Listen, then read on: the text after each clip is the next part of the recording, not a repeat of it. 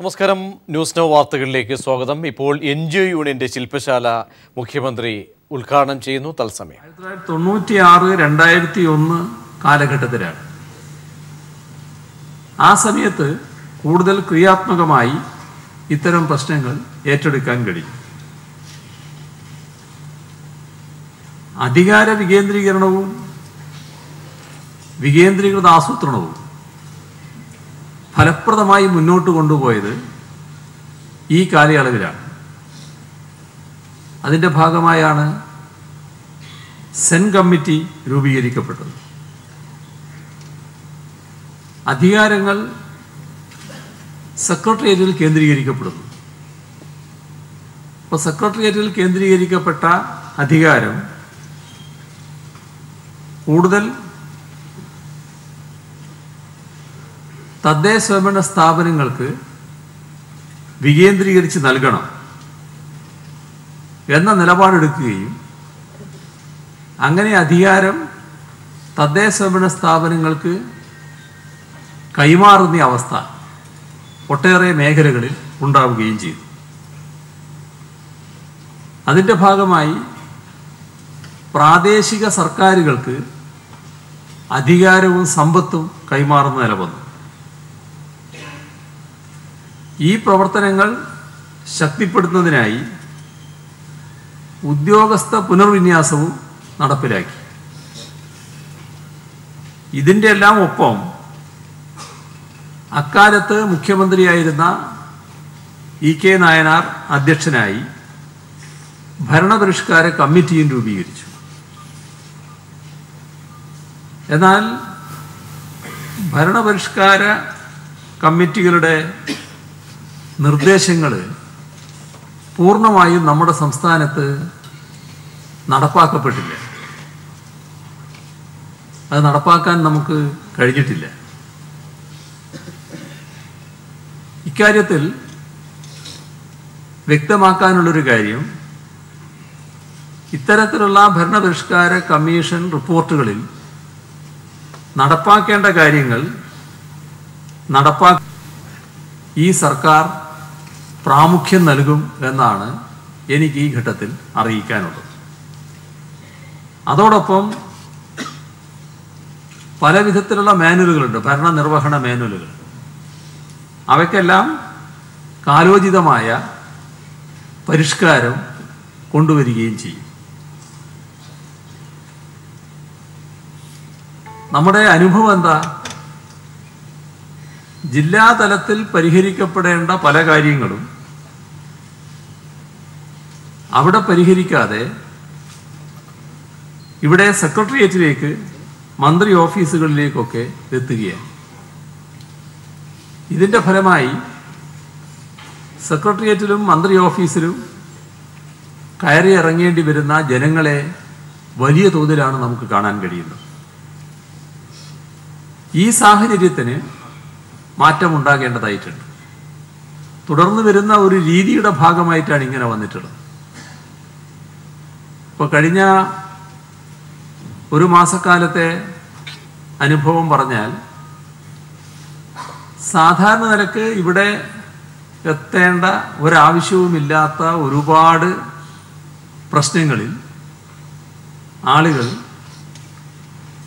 ഇവിടെ വരികയാണ്. സെക്രട്ടേറിയറ്റിലെ ഓഫീസിൽ വന്ന് കാണുന്ന നില സ്വീകരിക്കുകയാണ്. അപ്പം അത് തുറന്നു വരുന്ന ഒരു രീതിയുടെ തുടർച്ചയാണ്. ഇതിന് സാരമായ മാറ്റം വരണം. എങ്കിലേ ജനങ്ങൾക്ക് ഭരണത്തിൻ്റെ സ്വാദ് ശരിയായി അനുഭവിക്കാൻ കഴിയും. അപ്പോൾ ഭരണനിർവഹണ രംഗത്ത് വലിയ തോതിലുള്ള പുനഃക്രമീകരണങ്ങൾ ഉണ്ടാവേണ്ടതായിട്ടുണ്ട്. ആ പുനഃക്രമീകരണം ഉണ്ടാവണമെന്ന് പലപ്പോഴും നമ്മൾ പറയുന്നതിൽ വിമുഖതയൊന്നും കാണിച്ചിട്ടുണ്ടാവില്ല. പക്ഷേ ഈ പുനഃക്രമീകരണത്തിലേക്ക് കടന്നിട്ടില്ല. ആ പുനഃക്രമീകരണത്തിലേക്ക് കടക്കണം എന്നാണ് സർക്കാർ ഉദ്ദേശിക്കുന്നത്. ഇപ്പം നമ്മുടെ കേരള മോഡൽ എന്ന നിലക്ക് നമ്മുടെ വികസന മാതൃകയൊക്കെ വിശേഷിപ്പിക്കപ്പെടുന്നതും നമ്മൾ തന്നെ അത് പറയുന്നതുമാണ്. എന്നാൽ ഇനിയുള്ള ഘട്ടത്തിൽ പുതിയൊരു കേരള മോഡൽ നമുക്ക് ഉയർത്തിക്കൊണ്ടുവരാൻ ഇത്തരത്തിലുള്ളൊരു മാറ്റം ആവശ്യമാണ്. ഇപ്പോൾ കേരള മോഡലിൻ്റെ ഏറ്റവും പ്രധാന പ്രത്യേകത എന്താ? സാമൂഹ്യക്ഷേമത്തിൽ അധിഷ്ഠിതമായ വികസനമാണ് കേരള മോഡൽ എന്നതിലൂടെ ഉദ്ദേശിക്കുന്നത്. അപ്പോൾ ഇതിൻ്റെ ശരിയായ സത്ത നിലനിർത്തുന്നതിന് സിവിൽ സർവീസിൻ്റെ ഫലപ്രദമായ പ്രവർത്തനം ആവശ്യമുണ്ട്. അപ്പോൾ സിവിൽ സർവീസിൻ്റെ മുഖം ജനോന്മുഖമായി മാറേണ്ടതായിട്ടുണ്ട്. സിവിൽ സർവീസ് മേഖല പലതരത്തിലുള്ള പ്രതിസന്ധി നേരിടുന്നൊരു മേഖലയാണ് എന്നത് വസ്തുതയാണ്. ഇപ്പോൾ നമ്മുടെ രാജ്യത്ത് തന്നെ നടപ്പാക്കപ്പെടുന്ന നവ ഉദാരവൽക്കരണ നയം, അതിൻ്റെ ഭാഗമായി കേരളത്തിൻ്റെ സാമൂഹ്യ വളർച്ചയിലും ഭരണത്തിൻ്റെ ജനപക്ഷ നിലപാടുകളിലുമെല്ലാം വലിയ തോതിലുള്ള പിന്നോട്ടടി സംഭവിച്ചിട്ടുണ്ട്. ആഗോളവൽക്കരണ കാലഘട്ടത്തിൽ ആവശ്യാനുസരണം സേവനക്ഷേമ മേഖലകളിൽ സർക്കാർ ഇടപെടൽ പരിമിതപ്പെട്ടു പോയിട്ടുണ്ട്. ഇതിൻ്റെ എല്ലാം ഭാഗമായി സിവിൽ സർവീസിനെയും പരിമിതപ്പെടുത്താനുള്ള നടപടികളുണ്ടായിട്ടുണ്ട്. എന്താണ് ഇതിൻ്റെ എല്ലാം മൊത്തം ഫലം? മൊത്തം ഫലം ഇതെല്ലാം ജനപക്ഷ അനുകൂല നടപടികളല്ല, അതിന് വിരുദ്ധമായ നടപടികളാണ് വന്നു ഭവിച്ചിട്ടുള്ളതെന്നുള്ളതാണ്. അപ്പോൾ ജനപക്ഷ നയങ്ങൾക്ക് വിരുദ്ധമായ തലത്തിലേക്ക് കാര്യങ്ങൾ നീങ്ങിപ്പോയിട്ടുണ്ട്. അതിൻ്റെ ഭാഗമാണ് സേവനക്ഷേമ മേഖലകളിൽ നിന്നുള്ള പിന്മാറ്റം.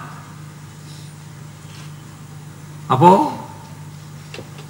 സർക്കാർ ഉദ്ദേശിക്കുന്ന കാര്യം സേവനക്ഷേമ മേഖലകളിൽ നിന്നുള്ള പിന്മാറ്റമല്ല,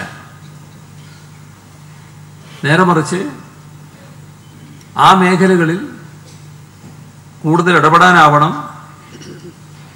അതിലൂടെ സമഗ്രമായ വികസനത്തിലേക്ക് കുതിക്കാനാവണം. ഇതാണ് സർക്കാരിൻ്റെ നയം. ജനപക്ഷ ബദൽ എന്നതുകൊണ്ട് ഇതാണ് ഉദ്ദേശിക്കുന്നത്. ഇതിനെല്ലാം ഒഴിച്ചുകൂടാത്തതാണ് സിവിൽ സർവീസിൻ്റെ ശാക്തീകരണം. അഴിമതിയും കെടുകാര്യസ്ഥതയും സിവിൽ സർവീസിനെയും നല്ലതുപോലെ ബാധിച്ചിട്ടുണ്ട് എന്നതാണ് വസ്തുത. അതിൻ്റെ മറ്റ് പരാമർശങ്ങളിലേക്കൊന്നും ഞാനിപ്പോൾ കടക്കുന്നില്ല. എന്നാൽ നമുക്കാർക്കും അഭിമാനിക്കാൻ വക നൽകുന്നതല്ല ഈ ദോഷങ്ങൾ എന്നത് നാം കാണേണ്ടതായിട്ടുണ്ട്. ഇവിടെ വ്യത്യസ്ത സംഘടനാ നേതാക്കൾ അണിനിരന്ന വേദിയാണ്. എല്ലാ സംഘടനകളും സാമൂഹ്യ പ്രതിബദ്ധതയോടെ പ്രവർത്തിക്കുന്ന സംഘടനകളാണ്. സാമൂഹ്യ പ്രതിബദ്ധതയോടെ പ്രവർത്തിക്കുന്നവർക്ക് സ്വാഭാവികമായും അഴിമതിക്ക് കൂട്ടുനിൽക്കാനാവില്ല. കെടുകാര്യസ്ഥതയെ ന്യായീകരിക്കാനും കഴിയില്ല. അപ്പോൾ ഭരണ സംവിധാനങ്ങൾ പൂർണ്ണമായും ഇത്തരം ദൂഷ്യങ്ങളിൽ നിന്ന് മുക്തമാകേണ്ടതായിട്ടുണ്ട്. ഇതാണ് ജനങ്ങൾ ഏറ്റവും കൂടുതൽ ആഗ്രഹിക്കുന്നത്. അഴിമതിമുക്ത മതനിരപേക്ഷ വികസിത കേരളം എന്നതാണ് ഈ സർക്കാരിൻ്റെ നയം. ഇതിനനുസൃതമായി സിവിൽ സർവീസിനെയും നവീകരിക്കാനാവും. ഇത്തരം കാര്യങ്ങളിൽ സർവീസ് മേഖലയിലുള്ള സംഘടനകളെ പൂർണ്ണമായും വിശ്വാസത്തിലെടുത്ത് അവരുമായി ചർച്ച ചെയ്ത് ഈ മേഖലയിൽ സ്വീകരിക്കേണ്ട നടപടികൾ തീരുമാനിക്കുക എന്നതാണ് സർക്കാർ ഉദ്ദേശിക്കുന്നത്. അറിയിച്ചു കഴിഞ്ഞില്ലെങ്കിലും സംഘടനകളുടെ യോഗം വിളിക്കുന്ന തീയതി കണ്ടു കഴിഞ്ഞിട്ടുണ്ട്. എല്ലാ സംഘടനകളെയും ഒരു മേശയ്ക്ക് ചുറ്റുമിരുത്തി ഇത്തരം കാര്യങ്ങൾ ചർച്ച ചെയ്യണം എന്നാണ് ഉദ്ദേശിക്കുന്നത്. നമ്മുടെ സിവിൽ സർവീസിനെ നവീകരിക്കുന്നതിന് ഭരണപരിഷ്കരണം അനിവാര്യമായിട്ടുള്ളതാണ്. സേവനങ്ങൾ കാലതാമസമില്ലാതെ ജനങ്ങളിലേക്ക് എത്തിക്കാനാവണം. ഇപ്പോൾ ഭരണനിർവഹണം എന്നത് വല്ലാത്ത കാലതാമസത്തിനിടയാക്കുന്ന തരത്തിലാവരുത്. ഇപ്പോൾ നിയമങ്ങൾ, ചട്ടങ്ങൾ ഇവയെല്ലാം വ്യാഖ്യാനിക്കുന്നത് ജനപക്ഷത്ത് നിന്നുകൊണ്ടാവണം. ജനങ്ങൾ അർഹിക്കുന്ന ആനുകൂല്യങ്ങളുണ്ടാവും, ജനങ്ങൾക്ക് അവകാശപ്പെട്ട ആനുകൂല്യങ്ങളുണ്ട്. അവയെല്ലാം സമയബന്ധിതമായി എങ്ങനെ നൽകാനാവും, ഇതായിരിക്കണം നമുക്ക് പ്രധാനമായും ചിന്തിക്കാൻ കഴിയുന്നത്. ഇതിലായിരിക്കണം നമ്മുടെ താല്പര്യം. എന്ന് പറഞ്ഞാൽ ജനങ്ങൾക്ക് അർഹതപ്പെട്ട ആനുകൂല്യങ്ങൾ എങ്ങനെ നിഷേധിക്കാം എന്ന തരത്തിൽ ചിന്തിക്കാൻ പാടില്ല. അത്തരത്തിലുള്ളൊരു നിഷേധ മനോഭാവം, കാഴ്ചപ്പാട് ഉപേക്ഷിക്കുക തന്നെ വേണം. നമ്മുടെ ഫയൽ നോട്ട് സമ്പ്രദായങ്ങൾ യഥാർത്ഥത്തിൽ കാലഹരണപ്പെട്ടതാണ്. അപ്പോൾ ആ സമ്പ്രദായങ്ങളിൽ തന്നെ മാറ്റമുണ്ടാകേണ്ടതുണ്ട്. ഇവിടെ നീതി നിഷേധിക്കപ്പെടുന്ന ആളുകളെ പരിശോധിച്ചാൽ ആ നീതി നിഷേധമെല്ലാം വന്നിട്ടുള്ളത് ചുവപ്പ് നാടയിൽ കുടുങ്ങിയാണ് എന്ന് കാണാൻ പറ്റും. ഇങ്ങനെ കുരുങ്ങിപ്പോകുന്ന ഒട്ടേറെ ആളുകളും കുടുംബങ്ങളും ജീവിതങ്ങളും നമ്മുടെ നാട്ടിലുണ്ട്. ഇത് പുരോഗതിക്ക് തന്നെ തടസ്സമായി വരികയാണ്. ഇപ്പോൾ ഫയലുകളിൽ സമയബന്ധിതമായി തീരുമാനമുണ്ടാക്കാൻ നമുക്ക് കഴിയേണ്ടതായിട്ടുണ്ട്. സാമൂഹ്യ തിന്മ, കൈക്കൂലിയൊക്കെ അതിൽപ്പെട്ടതാണ്. അപ്പോൾ കൈക്കൂലി അടക്കമുള്ള സാമൂഹ്യ തിന്മകൾ ഒരു ന്യൂനപക്ഷത്തിൻ്റെ പ്രവർത്തനത്തിൻ്റെ ഫലമായിട്ടാണ് വരുന്നത്. സർവീസിലുള്ള സകലമാന പേരും അതിൻ്റെ ദുഷ്പേര് കേൾക്കുന്നവരാണ്. ഈ ചെറിയൊരു ന്യൂനപക്ഷം ഇത്തരത്തിലുള്ള ദുർവൃത്തിയിൽ ഏർപ്പെടുന്നുണ്ട് എന്നത് വസ്തുതയാണ്. സാധാരണ നിലക്ക് ജനങ്ങൾക്ക് അർഹതപ്പെട്ട ആനുകൂല്യങ്ങൾ തീരുമാനമായി എടുത്തു നൽകുന്നതിനാണ് നമ്മുടെ സർവീസ്. അതിനാണ് സിവിൽ സർവീസ് നിലനിൽക്കുന്നത്. അതിൻ്റെ ഭാഗമായി പ്രവർത്തിക്കുന്നവർക്ക് ചെയ്യുന്ന ജോലിക്ക് കൂലിയും ലഭിക്കുന്നുണ്ട്. അതിൻ്റെ ഭാഗമാണല്ലോ ശമ്പളം. സേവന വേതന വ്യവസ്ഥകൾ അത്ര കണ്ട് മോശമാണെന്നും പറയാൻ പറ്റില്ല. എന്നാൽ ചില ആളുകൾക്ക് എത്ര കിട്ടിയാലും മതിവരാത്ത അവസ്ഥയുണ്ട്. അത് സേവന വേതന വ്യവസ്ഥയുടെ അപര്യാപ്തത കൊണ്ട് മാത്രമല്ല, പ്രത്യേകമായൊരു മാനസികാവസ്ഥ രൂപപ്പെടുന്നതിലൂടെയാണ്. ഇത്തരത്തിലുള്ള ദുർവൃത്തികൾ കണ്ടില്ല എന്ന് നടിക്കരുത്. ഇപ്പൊ നമ്മുടെ സമൂഹത്തിലുള്ളൊരു ധാരണ എന്താ? ഈ പറഞ്ഞ വിഭാഗം ചെറിയൊരു ന്യൂനപക്ഷമാണെങ്കിലും ദുഷ്പേര് വരുന്നത് പൊതുവിലാണ്. ഇപ്പൊ സമൂഹം ചിന്തിക്കുന്നത് എന്തെങ്കിലും ഒരു കൈമടക്ക് നൽകിയാലേ കാര്യങ്ങളിൽ തീരുമാനമുണ്ടാകൂ എന്നതാണ്. ഇതിന് മാറ്റം വരുത്താനാവണം. ആ മാറ്റം വരുത്താൻ നിങ്ങൾക്ക് മാത്രമേ കഴിയൂ. നിങ്ങൾ എന്നതുകൊണ്ട് ഞാൻ ഉദ്ദേശിക്കുന്നത് സാമൂഹ്യ പ്രതിബദ്ധതയോടെ പ്രവർത്തിക്കുന്ന സംഘടനയുടെ പ്രധാന പ്രവർത്തകരാകെ ആ സാമൂഹ്യ പ്രതിബദ്ധതയിൽ ഉറച്ചു നിൽക്കണമല്ലോ. അപ്പോൾ സാമൂഹ്യ പ്രതിബദ്ധതയുടെ ഭാഗമായി ഇത്തരത്തിലുള്ള ദുർവൃത്തികൾ ഒരു ഓഫീസിൽ നടക്കുമ്പോൾ അതിനെ ചോദ്യം ചെയ്യാൻ കഴിയണം. നിങ്ങളുടെ അടുത്തിരിക്കുന്ന ഒരാൾ ഈ തരത്തിൽ തെറ്റായ മാർഗത്തിലേക്ക് നീങ്ങുന്നുണ്ടെങ്കിൽ അത് നിങ്ങളുടെ ശ്രദ്ധയിൽപ്പെടാതിരിക്കില്ല. ഇപ്പം അതിന് നേരെ കണ്ണടക്കം നിലയുണ്ട്. ഞാനിതിൻ്റെ ഒന്നും ഭാഗമാവണ്ട എന്ന് ചിന്തിച്ച് നിൽക്കുന്നവർ തന്നെ അതിനെ എതിർക്കാൻ തയ്യാറാകാത്ത നിലയുണ്ട്. അത് മാറേണ്ടതായിട്ടുണ്ട്. അപ്പോൾ ഈ മാറ്റം വരുത്തുക എന്ന് പറയുമ്പോൾ ആ മാറ്റം വരുത്തുന്നതിന് നിങ്ങൾക്ക് മാത്രമേ കഴിയൂ. ഉത്തമ വിശ്വാസത്തോടെ നിയമാധിഷ്ഠിതമായി നിങ്ങൾ ചെയ്യുന്ന ഏത് പ്രവൃത്തിക്കും സർക്കാരിൻ്റെ പിന്തുണയുണ്ടാവും. നേരത്തെ ഒരു വേദിയിൽ ഞാനിത് സംബന്ധിച്ച് പറഞ്ഞിരുന്നു. സ്വന്തം സഹപ്രവർത്തകനോ സഹപ്രവർത്തകയോ രണ്ടാളും മോശമല്ല ഇത്തരം ചില കാര്യങ്ങൾ. ഈ സഹപ്രവർത്തകനോ സഹപ്രവർത്തകയോ തെറ്റായ മാർഗം സ്വീകരിക്കുന്നുണ്ടെങ്കിൽ ഉടനെ അവരെ മറ്റു നടപടികൾക്ക് വിധേയമാക്കണമെന്ന് ഞാൻ പറയുന്നില്ല. നിങ്ങൾക്ക് അവരെ ഉപദേശിക്കാം ആദ്യം, ഇത് ചെയ്യാൻ പാടില്ല എന്ന്. അത് നിങ്ങളുടെ ഒരു ബാധ്യത, സ്വന്തം സഹപ്രവർത്തകരോട് ചെയ്യേണ്ട ഒരു ബാധ്യത.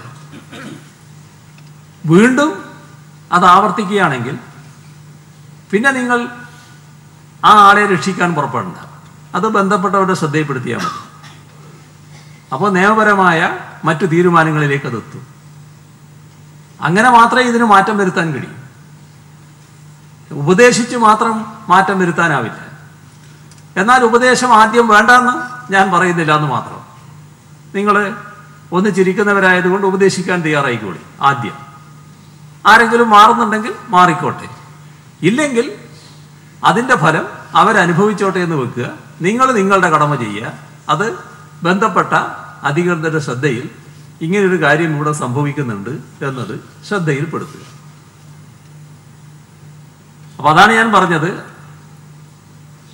നിയമാധിഷ്ഠിതമായി നിങ്ങൾ ചെയ്യുന്ന ഏത് പ്രവൃത്തിക്കും സർക്കാരിൻ്റെ പിന്തുണയുണ്ടാവും. സിവിൽ സർവീസിൽ സുതാര്യത ഉറപ്പുവരുത്താനാവണം. ഇപ്പൊ സേവന ലഭ്യതയിലുണ്ടാകുന്ന കാലതാമസം എല്ലാം നമുക്ക് ഒഴിവാക്കാനാവണം. തീരുമാനമെടുക്കുന്നതിന് ഇപ്പോൾ പല തട്ടുകളുണ്ട് നിങ്ങൾക്കറിയാം. ഈ അധികാര ശ്രേണിയിലെ തട്ടുകളുടെ എണ്ണം സ്വാഭാവികമായിട്ടും കുറയ്ക്കേണ്ടതായിട്ട് വരും. അപ്പം അതിന് വേണ്ടത് ആധുനിക വിവരസാങ്കേതിക വിദ്യയുടെ സാധ്യതകൾ പരമാവധി ഉപയോഗപ്പെടുത്താൻ നമുക്ക് കഴിയണം. അവിടെയാണ് ഈ ഗവേണൻസിൻ്റെ പ്രാമുഖ്യം വരുന്നത്. ഓഫീസ് പ്രവർത്തനങ്ങളുമായി ബന്ധപ്പെട്ട് നിലവിലുള്ള ചട്ടങ്ങൾ, നിയന്ത്രണങ്ങൾ ഇതെല്ലാം പാലിക്കാൻ കഴിയുന്ന വിധത്തിൽ തന്നെ ഫലപ്രദമായ മേൽനോട്ട സംവിധാനം ഉറപ്പുവരുത്തേണ്ടതായിട്ടുണ്ട്. ഉദ്യോഗസ്ഥ സംവിധാനങ്ങളാകെ കുറ്റമറ്റതാക്കണം. ഒരു കാര്യം ഉറപ്പാണ് കൃത്യമായ സേവനം ലഭ്യമാകുന്നതിന് സംതൃപ്തമായ സേവന സാഹചര്യങ്ങൾ ഉണ്ടാവേണ്ടതായിട്ടുണ്ട്. ഓരോ വകുപ്പിലും ആ വകുപ്പിൻ്റെ പ്രവർത്തനങ്ങൾ സുഗമമായി മുന്നോട്ട് കൊണ്ടുപോകാൻ കഴിയുന്ന വിധത്തിൽ ജീവനക്കാരും ഉണ്ടാവണം.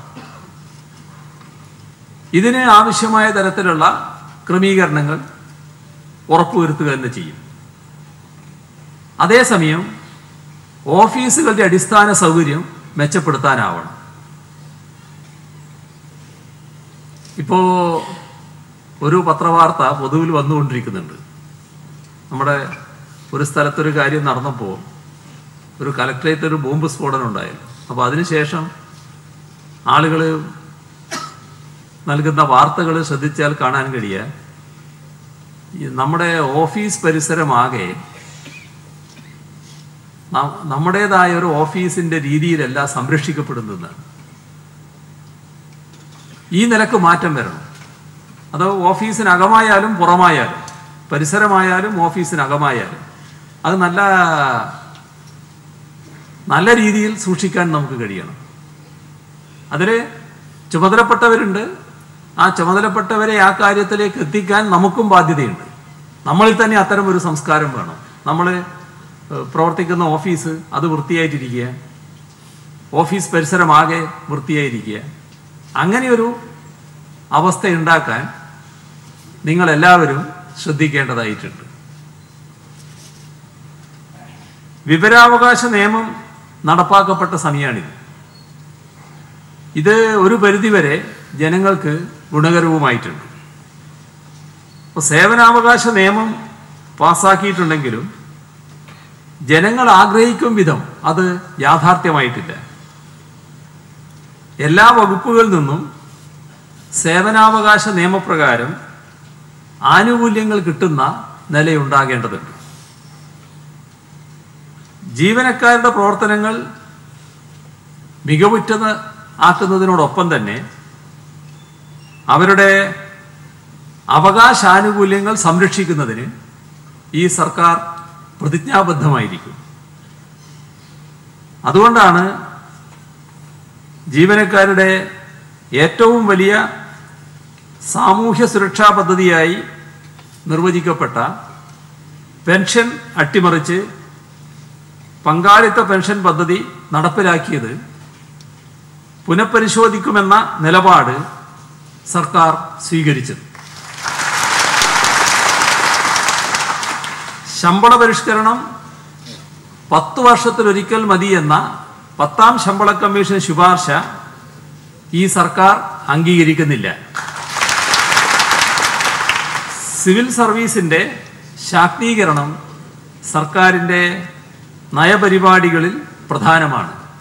അത് അഴിമതി മുക്തവും കാര്യക്ഷമവും ജനപക്ഷവുമാക്കി മാറ്റാനുള്ള പരിശ്രമങ്ങളിൽ മുഴുവൻ ജീവനക്കാരും സംഘടനകളും സഹകരിക്കണം എന്ന് അഭ്യർത്ഥിച്ചുകൊണ്ട് നിങ്ങളിവിടെ സംഘടിപ്പിച്ച ഈ സംസ്ഥാനതല ശില്പശാലയുടെ ഉദ്ഘാടനം നിർവഹിച്ചതായി അറിയിച്ചുകൊണ്ട് അവസാനിപ്പിക്കുന്നു. നിങ്ങളുടെ സ്നേഹാഭിവാദം.